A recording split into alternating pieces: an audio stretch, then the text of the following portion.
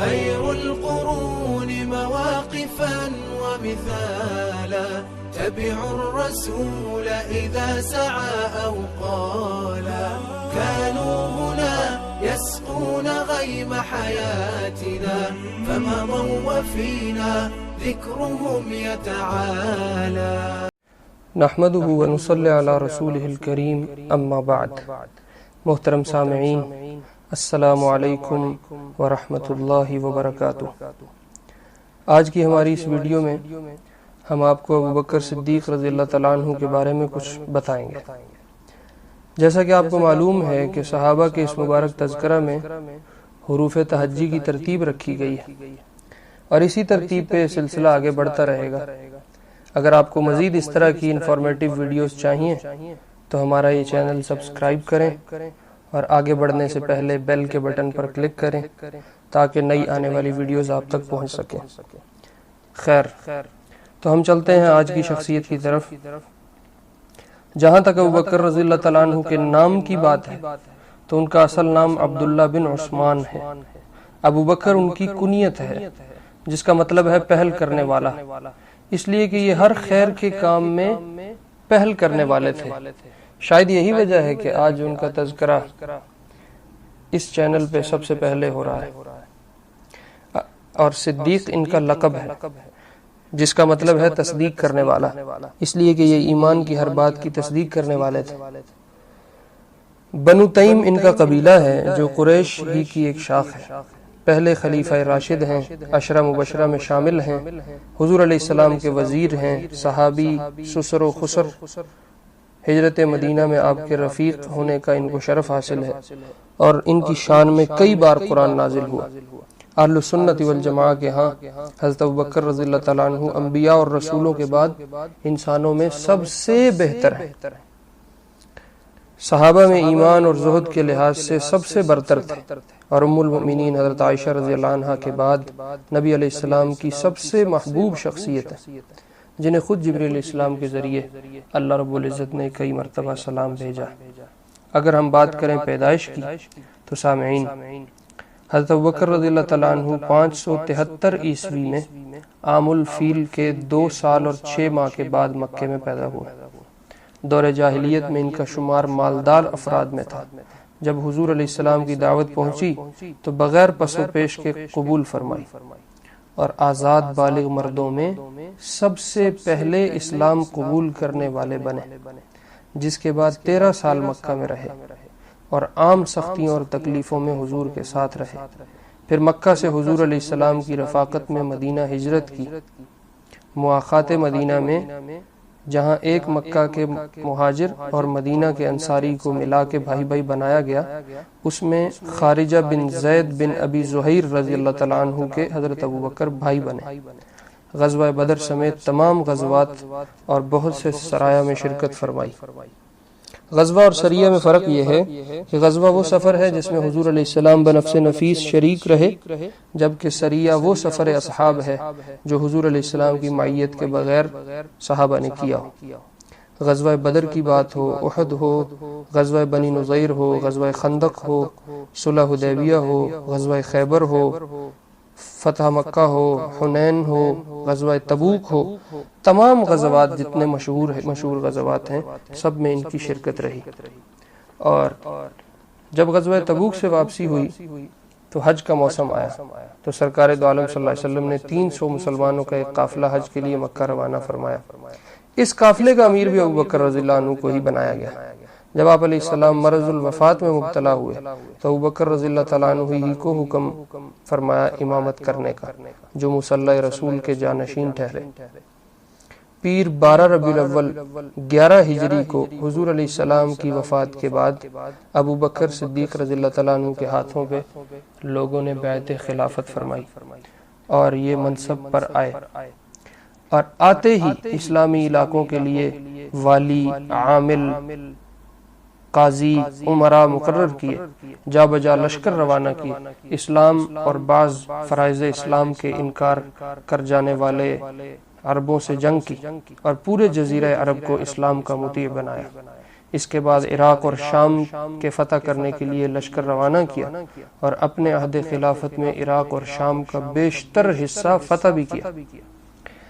اگر ہم بات کریں حضرت کے انتقال پرملال کی تو پہلے خلیفہ حضرت ابوبکر رضی اللہ تعالیٰ عنہ 22 جمادی الاخری 13 ہجری کو 63 برس کی عمر میں دار فانی سے رخصت ہوئے اور عمر بن الخطاب رضی اللہ عنہ جانشین ہوئے۔ یہ عجب اتفاق ہے کہ حضور علیہ السلام کی عمر بھی 63 سال رہی اور پھر حضرت ابوبکر رضی اللہ تعالیٰ عنہ کی عمر بھی 63 سال رہی۔ عشرہ مبشرہ میں سے 5 افراد جو ٹاپ 10 صحابہ ہیں، ان میں سے 5 افراد مطلب ہاف وہ حضرت ابوبکر رضی اللہ تعالیٰ عنہ کے وصول کرتا ہے، جن میں عثمان بن عفان، زبیر بن العوام، طلحہ بن عبید اللہ، سعد بن ابی وقاص، عبد الرحمن بن عوف رضی اللہ عنہ، جو آپ رضی اللہ عنہ کی رہنمائی سے ہی اسلام میں داخل ہوئے۔ ان کے علاوہ ابوبکر رضی اللہ تعالیٰ عنہ کی کوششوں سے ابو عبیدہ بن الجراح، عثمان بن مظعون، ارقم بن ابی الارقم، عبداللہ بن عبد الاسد، ابو سلمہ، اس طرح کے بڑے بڑے صحابہ جو نام ہیں صحابہ کی لسٹ میں، وہ بھی اسلام میں حضرت ابوبکر کی وجہ سے داخل ہوئے۔ حضرت ابوبکر رضی اللہ تعالیٰ عنہ نے اپنا مال لگا کے جن لوگوں کو آزاد کروایا ان کی تعداد تقریباً کتابوں میں 12 کے قریب لگ بھگ ملتی ہے، جن میں بلال حبشی رضی اللہ عنہ اور ان کی والدہ حضرت حمامہ رضی اللہ عنہا شامل ہیں، جو امیہ بن خلف کی غلامی میں تھے۔ شرح تہذیب میں امام نووی رحمۃ اللہ علیہ کے بقول حضرت ابوبکر سے رسول اللہ صلی اللہ علیہ وسلم کی تقریباً 142 روایات منقول ہیں، جن میں سے چند مشہور میں یہاں نقل کر دیتا ہوں۔ نمبر 1، مسواک منہ کو پاک کرتی ہے اور اللہ کی خوشنودی کا موجب ہے، مسند امام احمد کی روایت ہے۔ نمبر 2، مسلمان کو تکلیف دینے والا اور اس کے ساتھ فریب کرنے والا ملعون ہے، سنن ترمذی کی روایت ہے۔ نمبر 3، میں نے رسول اللہ صلی اللہ علیہ وسلم سے عرض کیا کہ آپ مجھے ایسی دعا بتائیں جو میں نماز میں پڑھا کروں۔ آپ علیہ السلام نے فرمایا یہ پڑھا کرو، اللہم انی ظلمت نفسی ظلما کثیرا ولا یغفر الذنوب الا انت فاغفر لی مغفرۃ من عندک وارحمنی انک انت الغفور الرحیم۔ یہ بخاری اور مسلم میں یہ روایت موجود ہے۔ سامعین، اگر ہم بات کریں حضرت کی اولاد اور ازواج کی تو مختصراً یہ کہ حضرت ابوبکر رضی اللہ تعالیٰ عنہ نے 5 شادیاں کی ہیں۔ بیویوں کے اگر نام گنواؤں تو ام بکر اور قتیلہ بنت عبد العزیٰ، یہ 2 بیویاں ایسی ہیں جنہوں نے مسلمان ہونے سے انکار کر دیا تھا، تو ان کو حضرت نے طلاق دے دی۔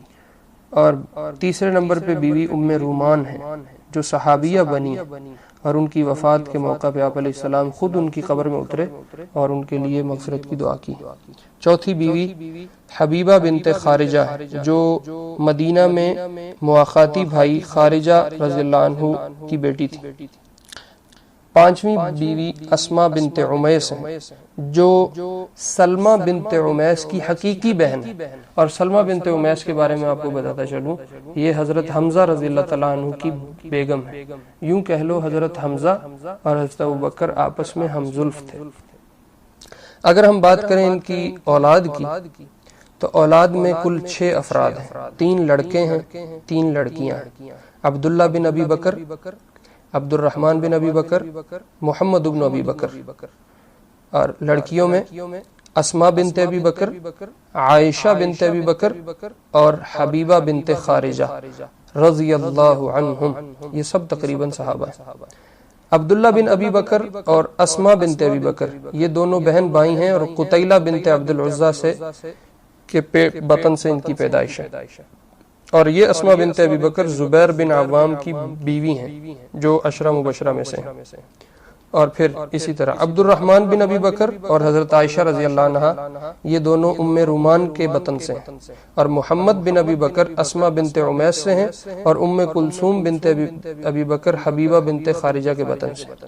مدت خلافت صرف 2.25 برس ہی صحیح، مگر اپنی فراست اور تدبر اور ہمت کی بدولت وہ جو خلافت اسلامیہ ایک نوزائیدہ تھی، اس کی بنیادوں کو اتنا مستحکم کیا ہے کہ بعد میں عمر رضی اللہ تعالیٰ عنہ نے اس پر پوری عمارت کھڑی کر دی۔ اور حضرت کی اگر وفات کے بارے میں بات کریں تو حضرت کی وفات 22 اگست 634 عیسوی کو مدینہ میں ہوئی ہے۔ صحابہ میں سے مزید اس طرح کی شخصیات کے احوال انشاءاللہ میں آپ کے سامنے رکھتا رہوں گا۔ آپ سے گزارش ہے اس چینل کو سبسکرائب کریں اور شیئر کریں۔ اللہ تعالیٰ ان حضرات کے تذکروں کو زندہ کرنے کے طفیل ہمارا ان کی صفوں میں حشر فرمائے۔ وآخر دعوانا ان الحمد للہ رب العالمین۔ قدوة للسالك أقمار ليل حالك، هم قدوة للسالك أقمار ليل حالك، تنجي من المهالك، وهم منارات الوفاء، تنجي من المهالك، وهم منارات الوفاء.